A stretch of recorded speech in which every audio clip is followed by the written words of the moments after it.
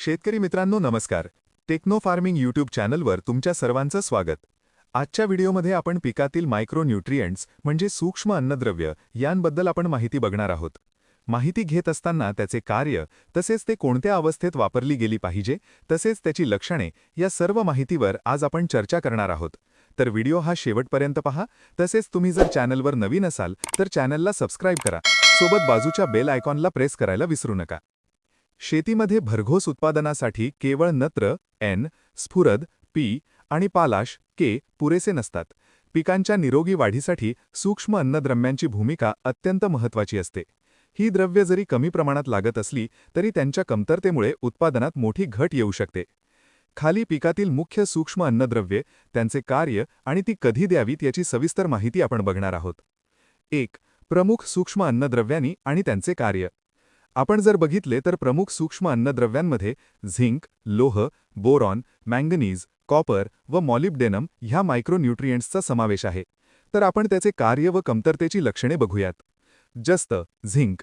झिंकमुळे पिकात संप्रेरके, हॉर्मोन्स तयार करणे आणि झाडांची उंची वाढवणे, पानांचा आकार लहान होणे, शेंड्याकडील पाने पिवळी पडणे. लोह.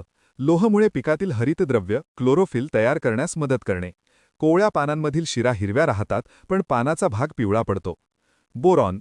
बोरॉनच्या वापरामुळे फुलांचे फळात रूपांतर करणे आणि फळे तडे जाण्यापासून वाचवणे, फळे तडकणे, शेंडे मरणे, परागीभवन नीट न होणे. मँगनीज. हे प्रकाश संश्लेषण क्रिये आणि श्वसन प्रक्रियेत मदत करणे.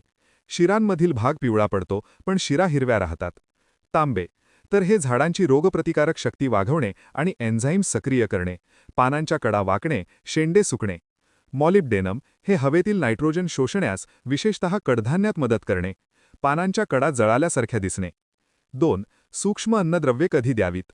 सूक्ष्म अन्नद्रव्यांचा वापर पिकाच्या गरजेनुसार खालील 3 टप्प्यात करणे फायदेशीर ठरते.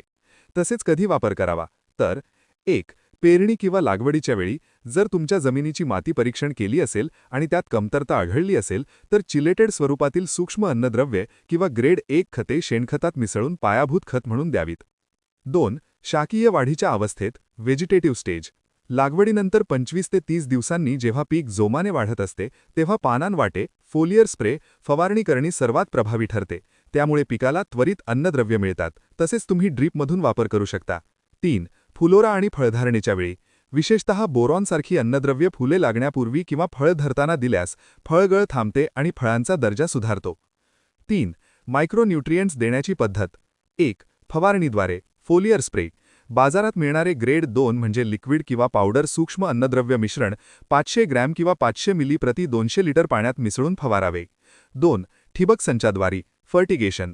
ठिबक सिंचन असेल तर चिलेटेड खतांचा वापर करावा कारण ती मुळांद्वारे लवकर शोषली जातात. एकरी तुम्ही कंपनी सल्ल्यानुसार वापर करू शकता. महत्त्वाची टीप. सूक्ष्म अन्नद्रव्यांचा अतिवापर टाळावा. शक्य असल्यास माती परीक्षण करूनच कमतरता असलेल्या घटकाचा पुरवठा करावा. त्यामुळे तुमच्या लक्षात येईल की आपण पिकाच्या गरजेनुसार किती वापर करावा. तुम्ही सध्या कोणते पीक घेतले आहे त्याबद्दल सांगितले तर मी तुम्हाला विशिष्ट डोस सुचवू शकेन.